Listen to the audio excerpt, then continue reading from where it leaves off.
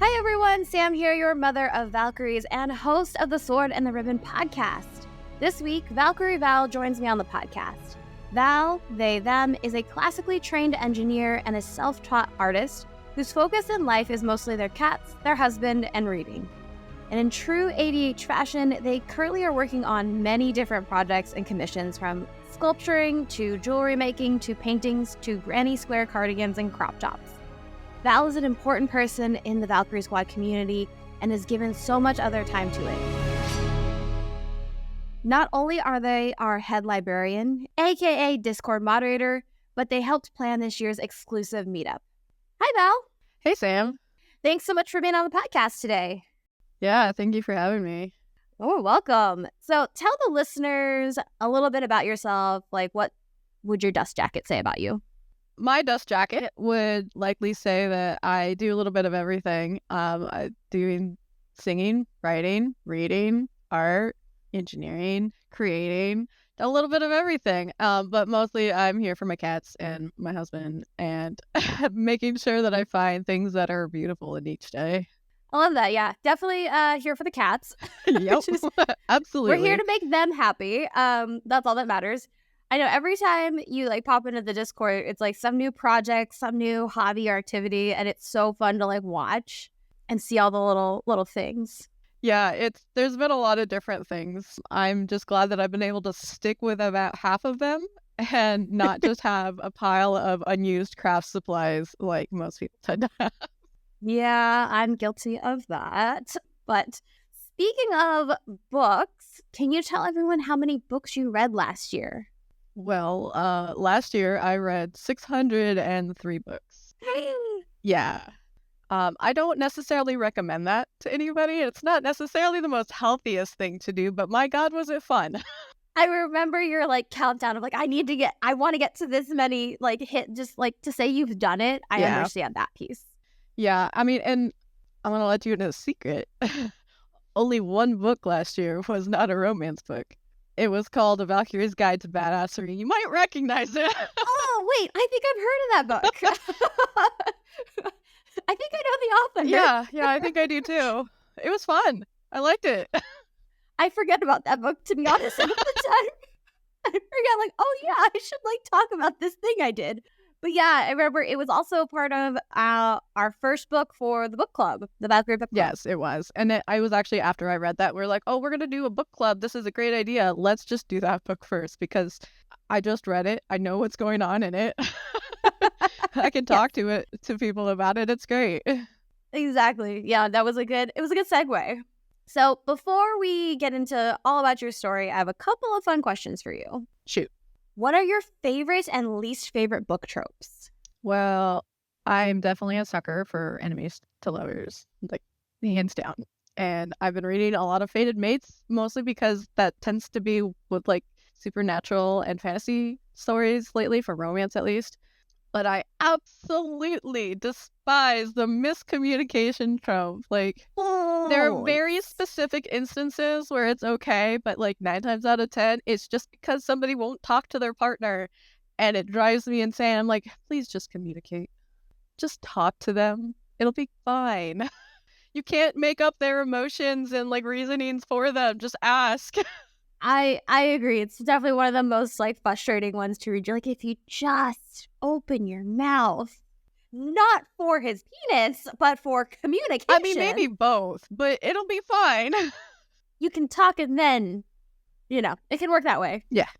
Communication is sexy. It's fine. Yeah, it is. But what is your favorite genre to read? My favorite genre is fantasy. I primarily only read gay or trans books, especially romance books in general.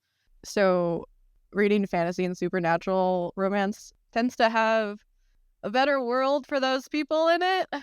And I would like to escape what is happening outside my window right now. But I will read some contemporary, but it's very specific authors that I will read contemporary with. Otherwise, it gets to be too much reality in my books. That's not why I'm reading my books. I feel that. I don't dip my toes into the contemporary realm a whole lot. We get it already. Let's go someplace else. But I don't know if other people know this, but you and your husband danced what is your favorite dance to dance? Why are you asking me the hard question?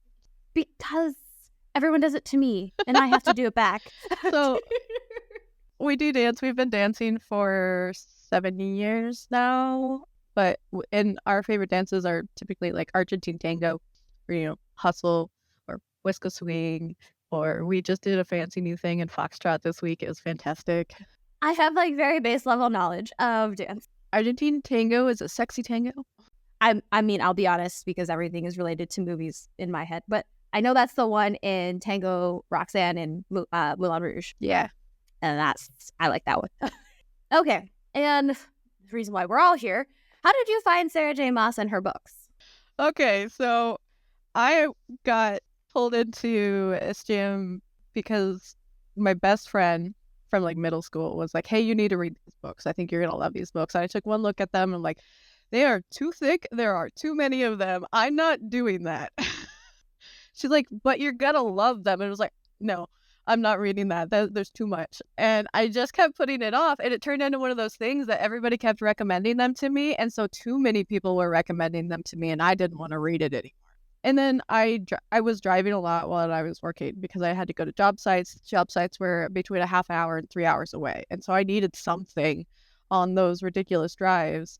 And Audible had the first ACOTAR book on sale. And so I got it. And I read it. And then I read the next one. And then I read the next one. And then I finished them. And then I started Throne of Glass. I will say that I have not finished the last book of Throne of Glass, and everybody gets mad at me about it. I probably won't finish it because it is stressful. Fair. It is stressful, and I don't want that much stress. Like, there can be stress in my books, but it needs to be over in less than 2 hours, and that's not going to happen with that book. So maybe I'll get to it. Maybe I won't. We'll see. Don't get mad at me. I've actually seen a couple people on Instagram lately say like, okay, I'm finally starting Kingdom of Ash. I'm like, okay, you're not alone. There's a lot of people have like put it off. Yeah, that book is very difficult. It's a big one. And then I'm only like through 1.5 of this Crescent City books. And it's getting to that same point where I'm like, everything is just constant go, go, go, go, go. There's no downtime for like to bring your adrenaline back down while you're reading. This is hard, and they're thick. Yes, I understand. It's kind of like, I like thriller and kind of horror stuff too, but I do most of my reading at night, and those are too stimulating at night that I'm like, we'll just do the audio, because I listen to that in the daytime, and then we'll just read fantasy in the evening times. Because yes, thrillers are thrillers for a reason. Yeah. Okay. And because I ask all of our guests, would you recommend Valkyrie Squad? Absolutely. It's a very welcoming and inclusive to all levels of fitness and abilities, and it's one of my favorite programs that I've ever worked in. And to the point where I made a little like, hey, come like visit Valkyrie Squad cards that I had now because I get asked about it all the time. I have to say for our listeners that Val gets asked about Valkyrie Squad way more than I do in person, and I think it's absolutely hilarious, and it's probably like the best thing for me. Like when we went to the first meetup, it like everybody recognized you, and that was expected, but everybody recognized me and was like, come running, and I'm like, I don't know who you are. You just were like, Val, I'm here, and I was like, hi. What's happening? You're so active in the community, and that's like, you've made like a name for yourself, and I think that's what is so an additional like welcoming piece to the community. You share like your outfits, your photo shoots and stuff like that, so people actually recognize you, and that's really fun. Yeah, it is fun actually getting to meet a lot of those people and talk to them. Like we've coordinated 2 different like Seattle meetups, which is bizarre because I'm in Portland area, and I've gone to 2 Seattle ones and 0 Portland ones. That's how it always works. Yeah, like the people are great. And the fitness is fun. Like, you get to play with swords. What more could you ask for? Ever wonder what the Valkyries eat when training in the summer court? Tarquin gave us his cook's recipe book. Discover the delights of seasonal cuisine with the Summer Court Seasonal Cookbook by ACOTAR Eats. Embrace the nutritious and cost-effective benefits of eating with nature's calendar. With almost 30 new recipes for every occasion and ACOTAR-themed, This will be your go-to guide for the summer. Every recipe is swap-friendly for vegetarian and other dietary concerns. Check out the Akatar Eats Instagram page at Akatar Eats to purchase and for more information. So, as we start to read further into your story, I know before joining Valkyrie Squad you were part of other fitness groups. What made you decide to make the switch to Valkyrie Squad? So I kind of had reached the end of how useful those other groups were to me. I had just finished reading A Court of Silver Flames when I found Valkyrie Squad in the first place because people were sending it to me in the first couple months, like the month before it was released and then the month it was released. And then I ended up joining the month after that. And I wanted a program that would help me start from the bottom because I had just gone through a lot of health setbacks and I didn't know where to start anymore. And of course, the sword fighting, I was like, heck yes, let's be Nesta. We've got this. We can do it. It's gonna suck, but it'll be fantastic. You're going to suffer, but you're going to be happy about it. It's gonna be sore. You're gonna have thorns. You know how to get through this, though. And bad days, just take your bad days. They're gonna be bad, and that's fine. Yes. So how is Valkyrie Squad different from those other groups? Primarily those other groups, they didn't actually have someone in lead that would put together a program. Like, they were just group fitness groups. Like, one of them was a Reddit-based group. And so it was just this big group, and it had coaches, and it had people who were bodybuilders who did shows. There was a whole ton of different kinds of people in there. There was people at the base level of fitness. There was people with no levels of fitness that were trying to get into fitness. And it was just all over the place, which meant you got wildly different recommendations if you asked a question. It sounds really overwhelming. Very overwhelming. Like, there were thousands of people. And like, the group itself was very useful for certain things, but it was also thousands of people with different opinions. It was very difficult. They weren't really run by people who had certifications. They weren't run by people who built up programs. Some of them were, but usually those weren't the ones in control of the groups. So having a group that knows how your body actually works, how a body works, knows how to make modifications for bodies is a huge difference. Yeah. I mean, there was another fitness group that I'm technically still a part of because I run the Facebook group. And it is actually a subgroup of a podcast that was very popular that has since imploded. But that was when we were first starting to realize how toxic positivity has infected the fitness world. I went in with a couple other people and we're like, okay, these are the rules now, guys. You're allowed to rest. Don't hurt yourself. All of these other things, it's not no pain, no gain. That is wrong. Please do not. Oh, yeah. It's just because somebody else can do it doesn't mean your body can. You're okay.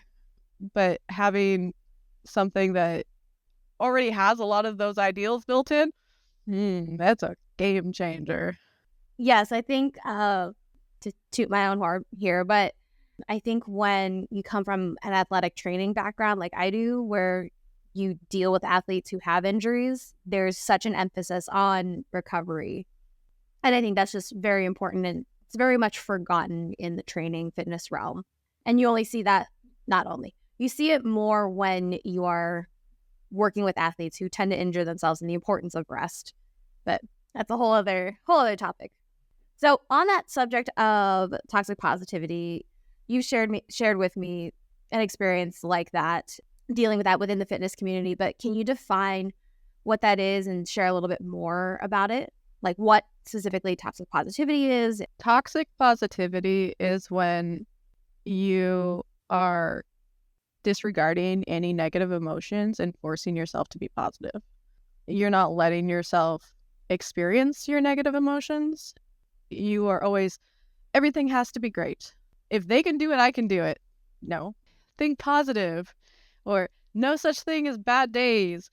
Failure is not an option. Things like that are they don't allow you to experience your full range of emotions, which is a very important thing to do for your mental health. And it usually brings up a lot of anger and shame when you try and stick with this forced positivity. It makes it bad to feel angry or sad. Yeah. And in the fitness world specifically, a lot of the phrase no excuses, sometimes they're not excuses, they're reasons, and they're valid. Like, you could make excuses. That is still a thing, but that's not. Life is messy and complicated, and you need to be able to accept that. Yes, and I was actually just having this conversation with someone yesterday of like finding the balance in between the two. Yeah. Of there's going to be things that come up, like work got completely out of hand and you couldn't make your workout. Or there's I got COVID and I can't move my body. Yeah. Like that's a reason. When I got COVID, I couldn't breathe. Like, there was no working out happening. I could not breathe. No, you don't want to force yourself to go into that. I remember teaching in like the studio, people were like, well, I'm kind of sick and I heard that if I still move my body, it'll help flush it out. I'm like, okay, but maybe going for a walk around the block will help you, not coming in here with everybody around you and trying to give 90% and you can only give 15%. Yeah, absolutely. One of the things that I think people are going to need to realize is that in learning your boundaries, you're going to get things wrong. And that's okay, because that means you can learn from getting it wrong. Like, oh, I felt like this and I pushed myself too hard. And knowing where that line is going to make a huge difference, because then you actually have the knowledge to know what you can and can't do with your body. Having a chronic illness definitely makes that more complicated, because my line of do not go more than this on any day is like a roller coaster. So it's really hard for me to figure out where that line is because it always is moving. Chronic illness sucks. And adding fitness into it can actually make your life a lot better, but also makes things difficult. So Val, you've talked about toxic positivity and chronic illness and that line. What advice would you give to people to find that line for themselves? What I've always been told by doctors and other people who have chronic illnesses is that when you're looking to see how far you go until you feel like you've done 80% of your energy level for whatever activity it is, because then you still have some buffer room because you're going to move around. So if you're running or if you are doing a workout and you feel like you're just getting to the point where you're going to collapse, you've gone way too far. But if you're getting to the point where you feel like you can probably still function tomorrow, then that's about where you want to aim.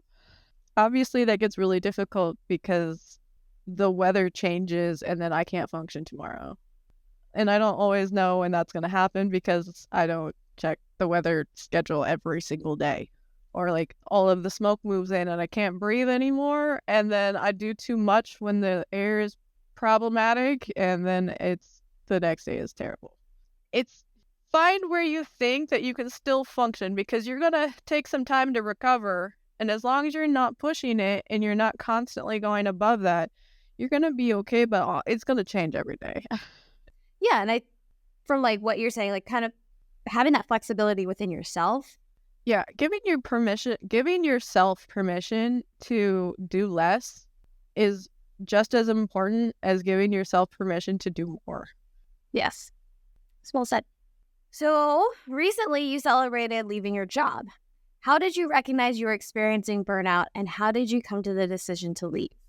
I thought that I was just depressed, and I was trying to figure out what was making me depressed. But then I started noticing that I was dreading going to work. I was having panic attacks when I got emails about certain jobs. I have always been a high performer, and I was very intentionally doing the bare minimum to get through it. And I just didn't want to be there anymore. I didn't want to interact with some of the people at work at all. And I've always had very high stress jobs. If I make a bad decision in an emergency situation, things could explode, kind of high stress. So adding the stress with all of that and realizing that I may have some depression, but it's not depression causing everything else. It's the burnout causing the depression. And every time I would take time off, I would feel like I need a vacation from my vacation. Like I would have the vacation and then I'd come back to work and I'd be like, oh, this is weird. Okay. Like getting back into it was always more work than it should have been. And I had some long talks with my husband about it. And we had some big like financial reduction stuff to make sure that we could live on just his salary for a little while. And then I quit and things suddenly were better. Like there's still, not gonna lie, there's still been a lot of hard things happening since I quit, and it's been very complicated. I've had a lot of stuff with my health still because being in burnout and a high stress job has made my health kind of awful. So I have been to a lot of doctors in the last couple of months that I actually have time to go to and don't have to take time off work to do, which is a miracle. But I also am still dealing with the baked in consumerism. I'm not contributing to the household, and I feel guilty and shame about not being able to contribute monetarily anymore. And trying to work through that has been one of the hardest things I have ever done. But like looking back at it, I've probably been in some form of burnout for the last 10 years, at least. Good Lord. Yeah, it's been a long time coming. Yeah. No, and I know you and I have had like talking about your own work of just like how it's affected a lot of things. Yeah, it's a long time coming, and it seems to be helping you a lot now that you've taken one massive stressor off of your shoulders. And what are some ways you've been successful in coping with recovering from burnout? Well, I've talked to my therapist a lot. That has happened. I have been doing like a little bit of commission work now that I actually have time to work on commission work. So I have been making like granny square cardigans with crochet and some crop tops. Like people come to me, I'll take vintage blankets and I'll rip them apart for the squares and then I'll reassemble them into whatever they're asking for. Sometimes I'll like actually make them from scratch, but that takes substantially longer. And I like the instant gratification of already having the squares done. I hear the squares is the longest part of the process. They are. Absolutely. They are. I also like being able to like reuse things in general. So like a majority of the things I create are all created from vintage or broken stuff. I like being able to take old things and make them new again. But I've been making jewelry. I'm actually taking a jewelry smithing class right now that I just started. I'm very excited. We've only done one class so far, but it's a blast already. Are you the reason why I've been getting more jewelry making stuff Probably. On my TikTok feed? Okay. Which is wild because I actually don't get jewelry making stuff on my TikTok feed. I get it on Facebook. That's all I've been getting lately. I'm not mad about it, but I've just seen like metalsmithing from scratch, and I'm like, I could not figure it out why I was getting this fed all of a sudden. Now I realize it's probably you. They're fun. I like those videos. No, they're gorgeous, and that's such a beautiful creative outlet, and it seems to be helping with your... Now you have time for that because you didn't seem to have time for that before. No, I absolutely had no time before because I would get done with work and I'd already be exhausted. Not even going in, like even just sitting at home from a work from home day and going through and doing all the work. By the time I'm done, I just want to curl up and do nothing and read. And I actually have time to do chores. I have time to paint something or just take care of the cats and play with the cats. The cats are way happier right now. You have so much more time for yourself, and that's so important. So I know you write poetry. Is that one of the ways you also cope with burnout? I actually haven't written any poetry during burnout at all. I feel like a lot of the poetry I wrote was like stress related. That's not to say that I don't constantly have like little lines that pop into my head and then I throw them in the notes app on my phone and then I look at them and go, I should do something with that. And then I get distracted by something else because now there's a lot of distractions. So like it's still there and it still happens. I just haven't like completed it. Yeah, you just cycle through the projects and it'll come back around. Yeah, it'll come back around. Like I'm going through like different phases. I'll go through the crochet phase, maybe like do some cross stitching again, go through the jewelry, come back around, do some writing. Keeps things fresh and new. Otherwise, it just gets too boring. No, I get it. Like, it's just trial on the things. I understand. Some things will stick, some things won't. So, on the topic of poetry, you shared with me, I don't know, like last year or something, this poem. Would you mind reading it for us? Sure, I will read it. It's called Bitch. It says, our armor is distance. Our armor is indifference. You call us a bitch like it's an insult, but we've wrapped ourselves in bitch. You can't hurt us with the words we embody. We're tired of people cutting us down for fun. We put our armor on so we can survive the world. We put our armor on so that the world has to survive us. What inspired you to write that? Nesta. I figured that was the answer, but yeah, so it was based on Nesta, but it was actually based on a conversation that you and I had. Oh, I did not know that. Remember when I sent you that bracelet? Yes, I was having a real rough year. Yeah, so it was around that time where I found that TikTok that was talking about how people who badmouth Nesta don't realize that they are badmouthing their friends that identify with Nesta, and how it's very hard to go through and try and protect yourself and find out that people absolutely hate that aspect of you protecting yourself. And as a part of all of that, this poem ended up coming out.